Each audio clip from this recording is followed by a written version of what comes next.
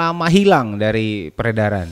Sebenarnya kesibukan dirimu belakangan ini apa sih Pak sebenarnya? Bukan lama hilang ya, sengaja menghilang dulu. Waduh, apalagi kalau kita yang pecinta kaca film gelap ya. Saya kan Cuman poin 888 yang pernah fight sama yang motor. tuh kan. Karsin yang di Surabaya Ya. ataupun dimanapun itu semua kalangan tahu. Nah, Itu tuh kan. Ribbon, R&D coilover ya. Iya, 88 performance. ya, betul. Tapi coilovernya udah jadi, mobilnya udah laku.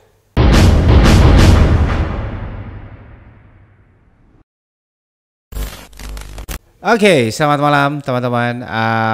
Ini podcast pertama kali.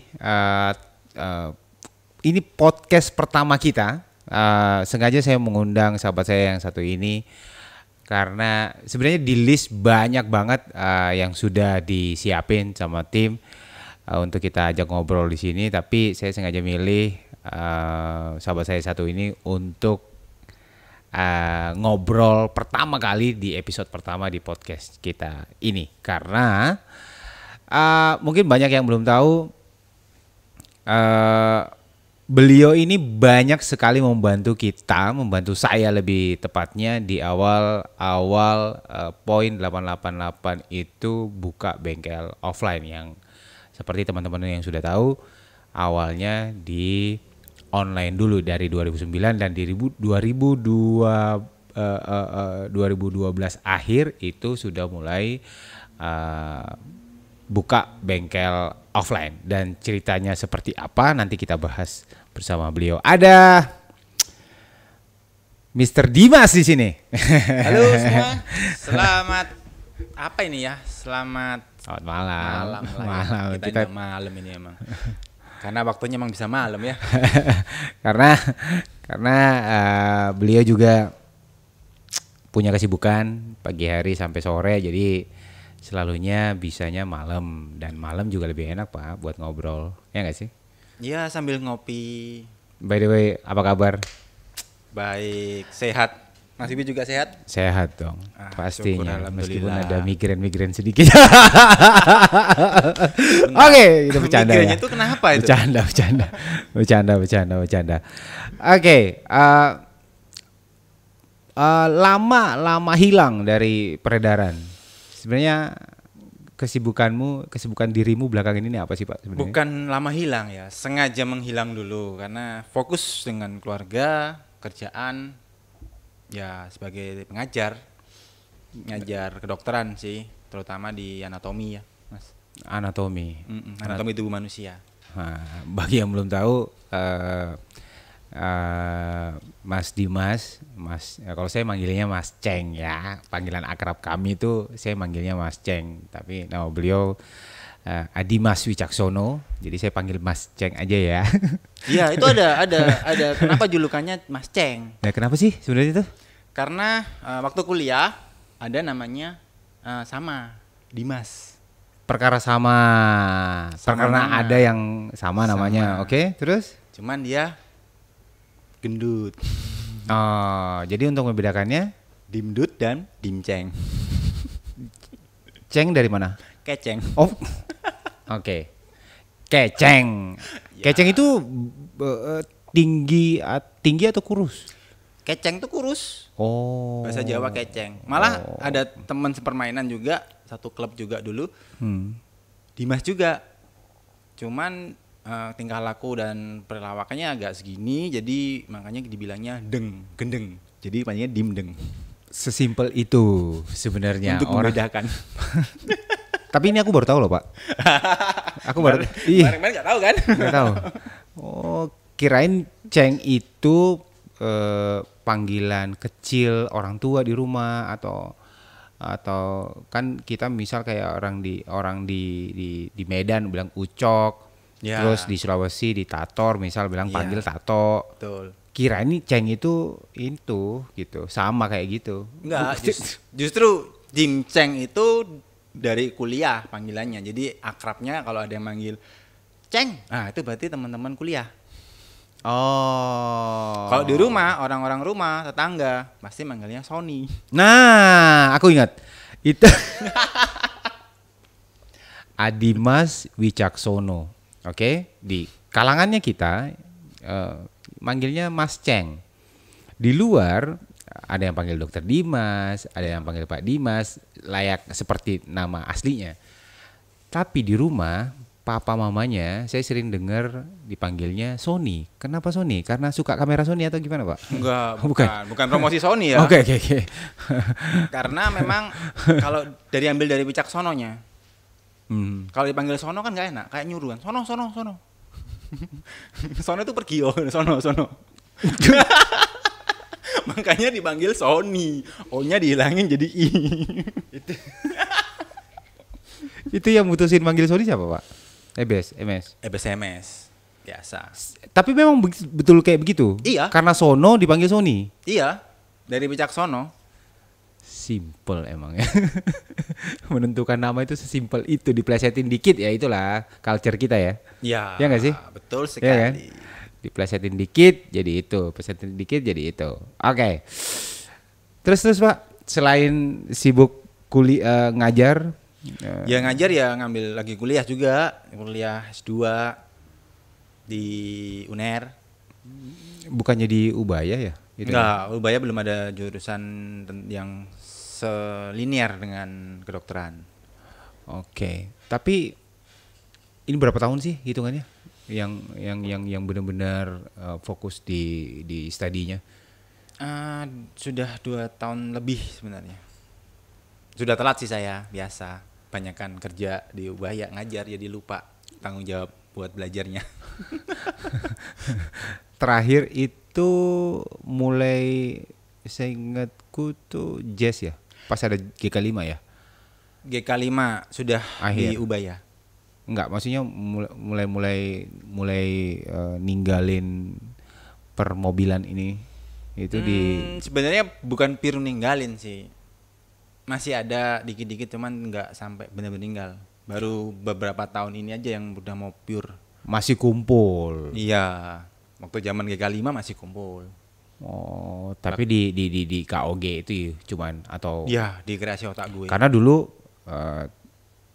itu Mas Ceng ini tuh keliling coy, kemana-mana dia nggak ada yang nggak kenal gitu. Dulu di zaman itu ya. Zaman waktu itu. Berarti di GK5 terus ganti Innova itu ya yang mulai Ya, benar-benar Innova. serius di Reborn, betul. di studinya ya.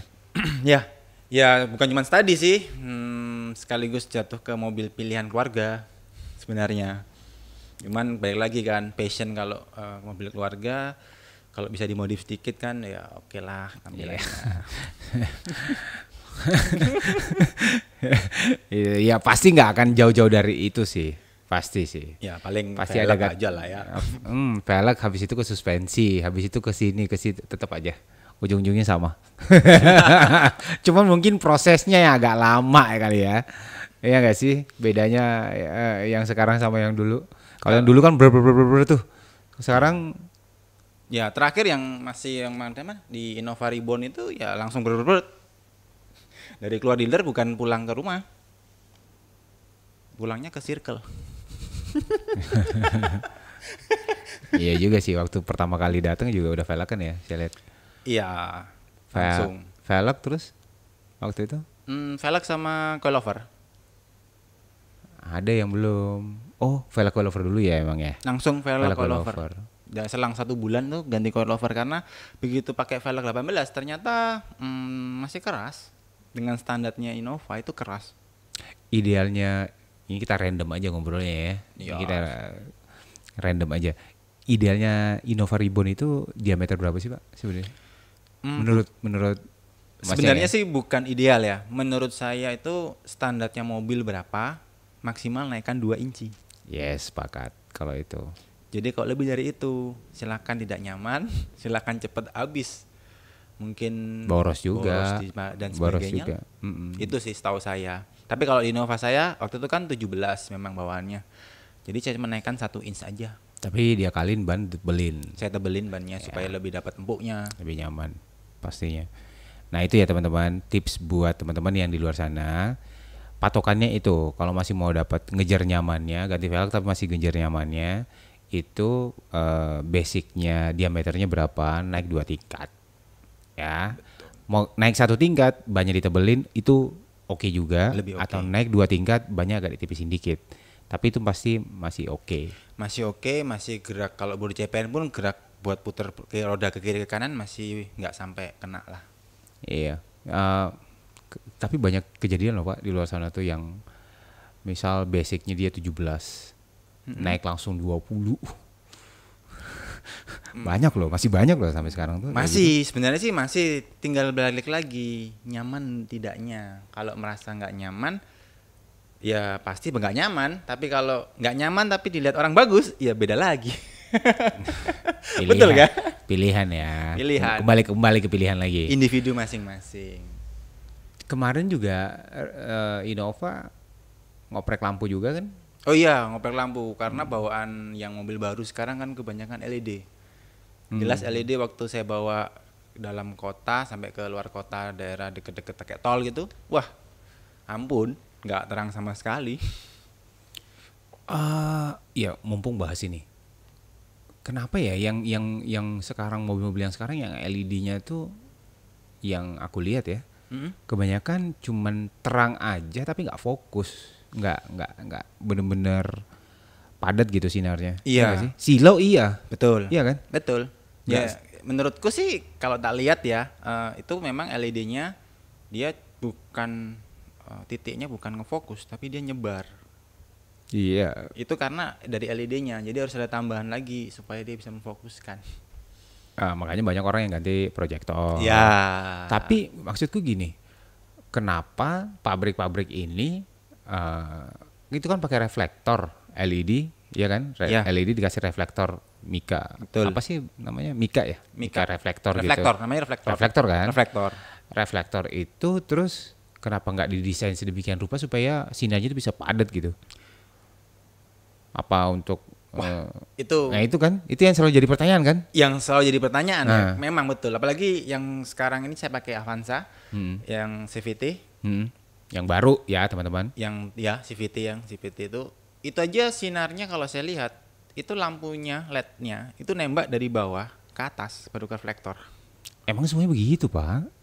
Ya itu yang pakai LED ya. Nah itu aja nggak fokus. Jadi kalau pas malam nggak jelas di jalan itu. Iya, tapi kalau dari depan Terang lawan banget. arah terang, Betul. silau malah Betul. terkesan silau. Betul. Tapi kita yang di dalam mobil, waduh, apalagi kalau kita yang pecinta kaca film gelap ya.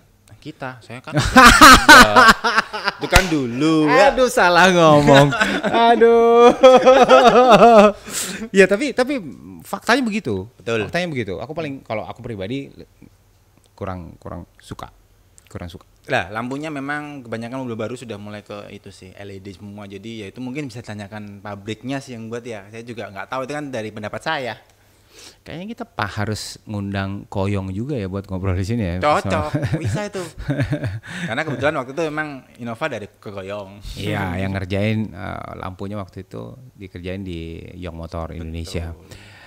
Pertanyaanku ini masih lampu ya.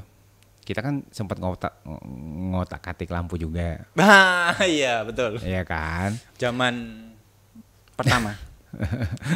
Semester awal. Ya, kalau dibilang kuliah itu semester awal. Semester awal. Dari 8 adalah lampu. Lampu. Cukup lama loh Pak, lampu kita tuh. Ya. Terakhir 2000 Yang waktu di sini, masih di sini. Wiguna masih kali. Iya, Wiguna masih. Wiguna masih 2017. Yes, masih. 2017 kita masih ngoprek lampu. Bahkan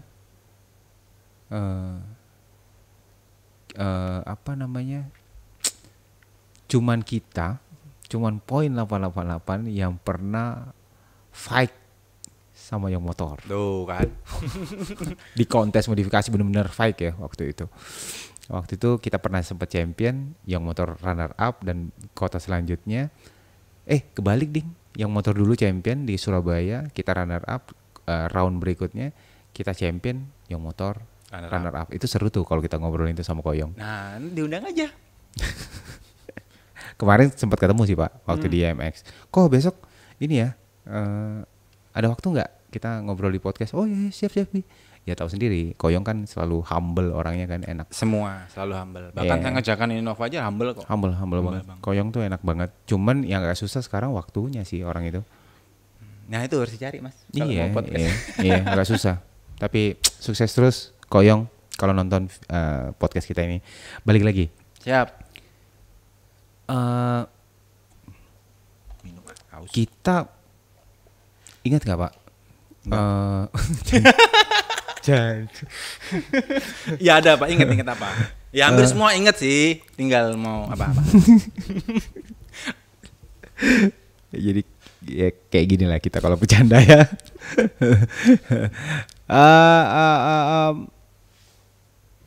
Pertama kali kita kenal. Yang mempertemukan kita siapa sih sebenarnya tuh? Ada komunitas. Yang itu kan. Yes. Tapi maksudnya yang ini Pak, penasaran aku. Yang waktu itu yang ngenalin kita siapa sih sebenarnya?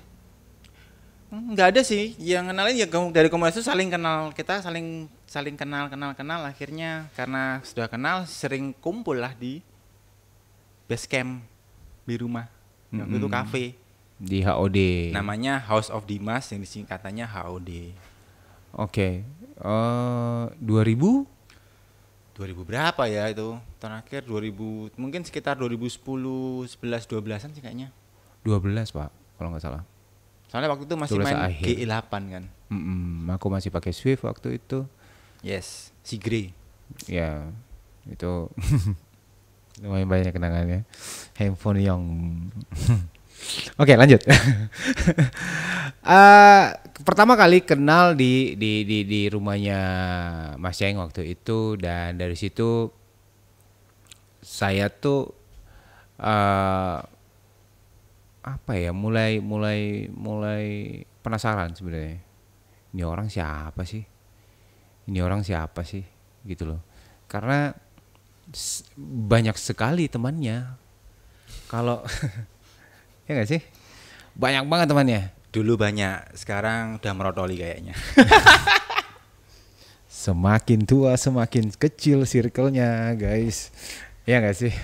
Ya itu sudah suatu hal yang wajar sih biasanya. Dulu kan kita sendiri kemana-mana sama teman, sama ini, akhirnya begitu sudah berkeluarga sedikit merotol.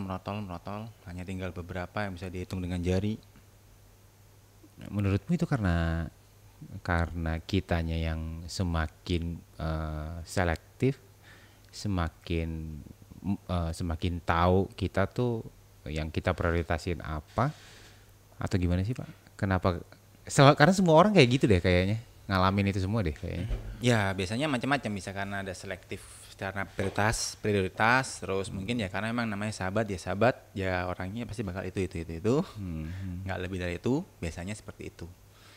Dan ya itu balik lagi ke individu masing-masing. Kadang ya walaupun sudah berkeluarga tapi dia udah ya tetap teman dengan teman-teman yang lain, tapi ya itu lagi balik lagi dia bisa membagi waktunya dan sama keluarganya nggak masalah.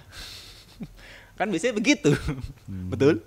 Tapi pernah nggak sih Pak kayak kesepian gitu, kayak anjing aku nggak ada temen loh, padahal yang aku tahu ya, aku tahu kan dulu kamu banyak banget ada temen. Banyak sekali, hampir dia butuh siapapun itu orang ya masih pada bujang ya masih pada bujang, siapapun itu banyak yang nemenin. Atau bukan masalah banyak nemenin, bisa berteman dengan orang dari mulai kelas SMP, SMA, semua kalangan ya, sampai yang kuliah dan kerja itu bisa zaman itu.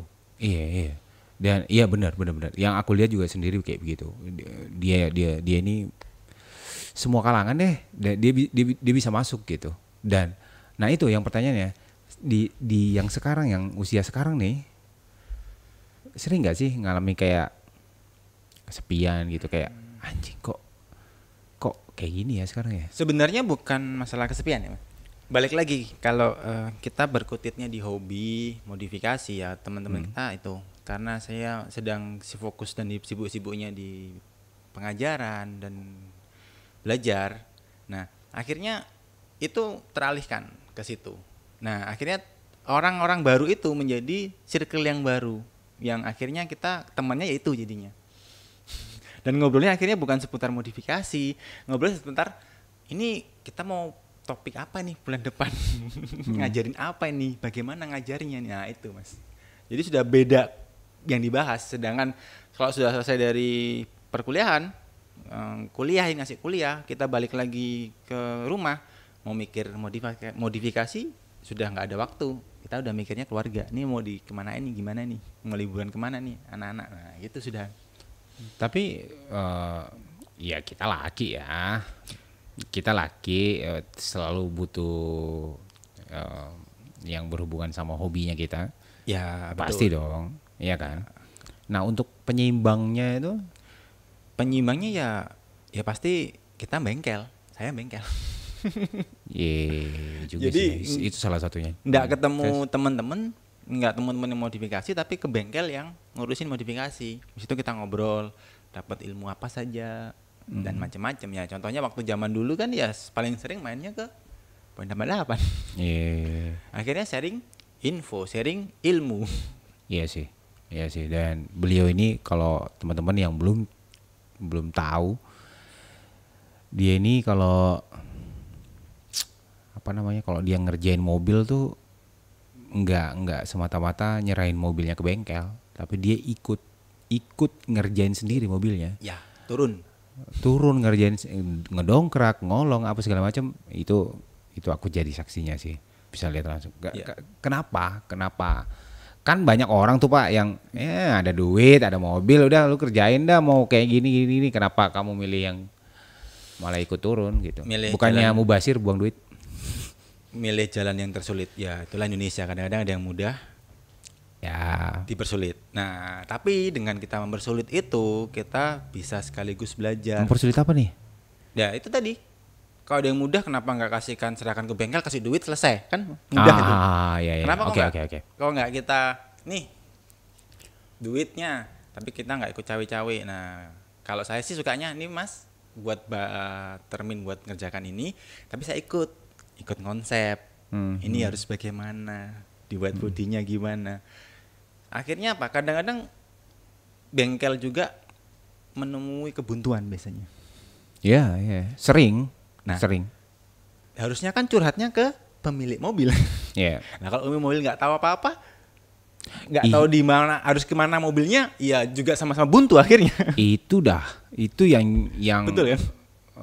kebanyakan jadi permasalahan setelah mobil selesai. Nah, Iya kan? betul. Jadi saling nyalahin, yang punya mobil nggak ngasih tahu dia maunya mobilnya tuh diarahin kemana, Nah, dan si buildernya ini Yes. juga karena dia bingung mau kemana, nggak dikasih input juga, ya asal-asalan juga jadinya. betul. Iya kan? Yang ya contoh kayak setelah mobil jadi, begitu ada presentasiin mobilnya, kebanyakan pada bingung. Nah, betul Iya kan? sekali. Iya kan? Kayak gitu.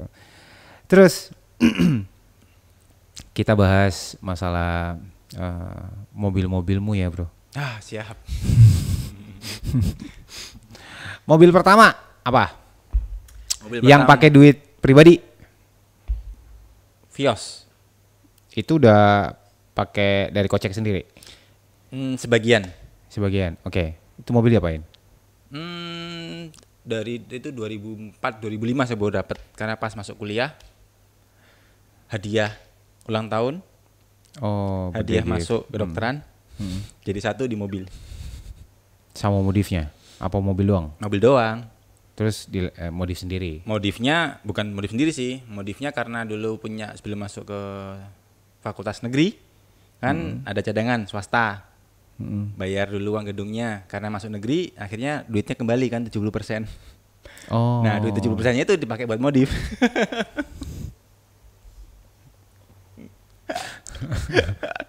Itu 2000 tadi berapa? 2005-an. 2005. Pegang Vios. Pegang Vios setelah memutuskan untuk memodifikasinya pelan-pelan. Itu pelan-pelan atau langsung seabrek modifikasinya? Itu awal pertama kali modif audio sih. Karena dulu pengennya punya sound system yang ada TV di mobil. Iya, di tahun itu ya. Tahun itu loh ya. Itu keren sekali. Udah keren. Jadi ada TV, ada head unit. Kalau dipencet TV-nya keluar. Cet. Nah, udah keren udah waktu itu zaman itu. Itu udah impian semua orang deh kayaknya waktu itu yang main audio. Betul. Itu hal wajib. Yang lu keren kalau head unitnya kayak begitu. Betul. Nah. Tapi itu hanya head unit dan audionya speakernya masih standar. Masih standar. Di kaki, Pak. Di kaki baru selang beberapa waktu ini ada pengalaman lucu. Ya. Temen sama-sama pakai Vios. Hmm. Cuman bedanya silver, satunya hitam. Ya saya yang hitam. Oke. Sama-sama belakangnya juga plat nomornya NM, saya masih ingat. Beda nomornya aja. Cewek cowok? Cowok. Cowok, oke, aman. Dan kebetulan dia sekarang udah spesialis urologi. Oh, dokter juga. Yes. Oh, di kampus yang sama. Iya. Oke. Terus. Nah, janjian nih ke salah satu velg di daerah toko velg. Ini bisa sebutnya nama nggak ya? Nggak apa-apa, hajar aja. Ke Om Kopi waktu itu. Om Kopi. Om Kopi, oke. Wonorejo. Oke. Waktu itu karena waktu itu lagi booming-boomingnya velg dan tahunnya cuman itu waktu itu 2005 2006. Nah, janjian lah ke sana. Ternyata waktu ke sana nggak cuman dia doang, dia sama orang tuanya. Saya juga. Jadi sama satu kampus berangkat ke bengkel bawa orang tua masing-masing. Bawa orang tua Papa, masing-masing. Papa mama. Semuanya sama. Semester awal. Semester awal. Masih dikawal kemana-mana. Terus. Udah ketemu, ngobrol lah Om Kopi sama orang tua. Ini nggak tahu nih anak-anak nih pengennya ini. Ya udah, terus milih lah. Akhirnya besok janjian lagi. Belinya ternyata beda. Yang satu beli Venerdi, yang saya pakai Fabulous Profon. Fabulous. Yes. Tahun itu. Yes. Ring 18. Original. Enggak lah. Oh, masih Zaman itu. itu kita belum ketemu namanya ori. Kan nggak kuat budget zaman dulu itu ya. Iya, tapi kan banyak yang terselubung juga, Pak. Yes. Orang waktu itu juga banyak yang nggak bisa bedain loh. Nggak bisa. Iya kan? Yes. Nggak bisa bedain. Nggak bisa. Karena di zaman itu karena kurangnya Referensi. orang nganggapnya sama aja semua. Semua sama. Iya kan? Betul. Cuman orang-orang tertentu aja gitu. Terus dia kamu pakai Fabulous, dia pakai Venerdi. ring 18 sama. lebarnya? Lebar 8 sama 9 nggak salah waktu itu. Dan yang paling seru waktu itu zaman itu adalah bannya. Ban Nankang. Anjing. Iya lagi. Masih inget? Yeah. Zaman itu. Yeah. Kalau sekarang sendirinya Nangkring. Masih ada kali. Masih ada. Masih. Waktu itu. Dan mahal. Yes. Sekarang mahal banget. Dan itu masih pakai profil ring 18, profilnya ukuran bannya 215 35. Stylenya waktu itu dibuat gimana? VIP. Gitu. Elegan gitu ya. Setelah itu suspensi udah di belum, jadi cuman ganti velg dulu, baru habis itu bawalah ke tempat yang favorit kita semua di daerah Panjang Jiwo. PJS sebut aja nggak apa-apa. PJS itu bengkel legend di Surabaya, teman-teman. Sangat legend. Kalau di Jakarta apa ya pesamaannya dia? Itu yang terkenal itu, yang kalau ngantri juga lama itu. Sarinande. Nah, Sarinande. Terus kalau di Jogja, Ambon, Laris. Itu 11. Kalau Surabaya itu ada PJS namanya, teman-teman. PJS. Terjangkau. Sangat terjangkau. Sangat murah, terjangkau. Oh, ini Om Agus harus bayar. Almarhum ya. Yes. Udah nggak ada ya. Om Anto. Ya. Yanto. Om Yanto. Ini Yanto. harus bayar royalti nih, kita promosiin. Yes. Aduh. Terus waktu itu stylenya kayak gimana, Vios? Vios ada stylenya cukup VIP elegan sih, sama tapi lucunya tampilan luar VIP elegan tapi dalamnya ada tachometer. Masih di zaman itu.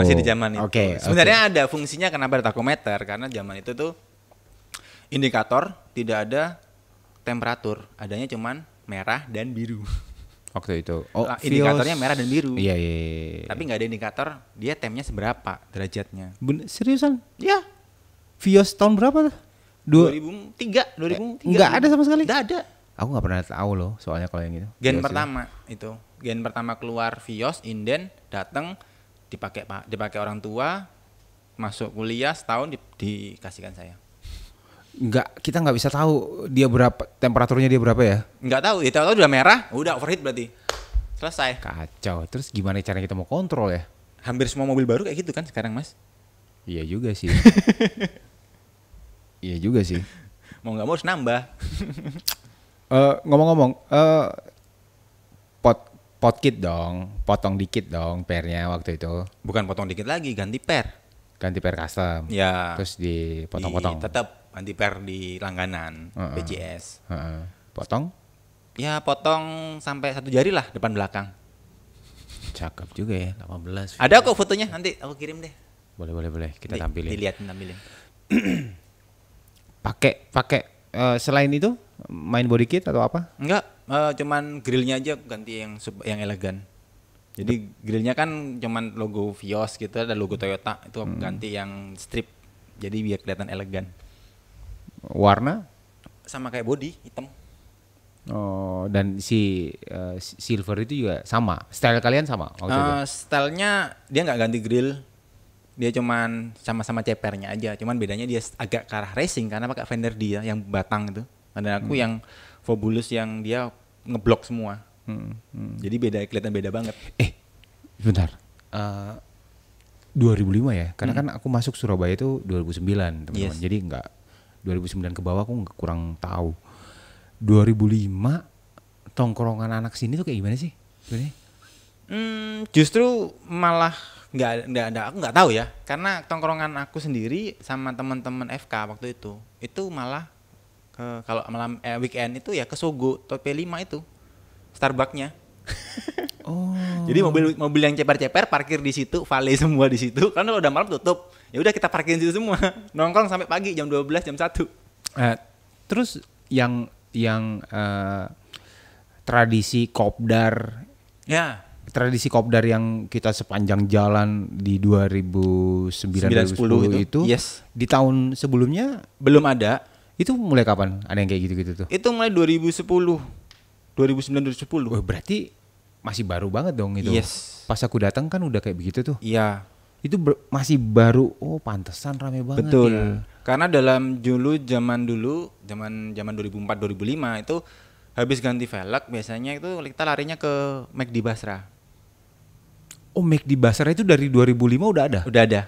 Di sekitaran situ nongkrongnya di situ? Belum, apa di parkirannya McD? Di McD Basranya nongkrongnya. Oh iya sih, dulu tuh zaman-zaman masih kayak di Sevel, yes, kayak gitu-gitu ya. Betul. Oke. Jadi di McD itu ya kita bukan nongkrong, Mas, cuman lewat aja. Kenapa lewat? Ya karena ada kaca kan, sambil lewat saya lihat kaca. Keren mobilku anjing.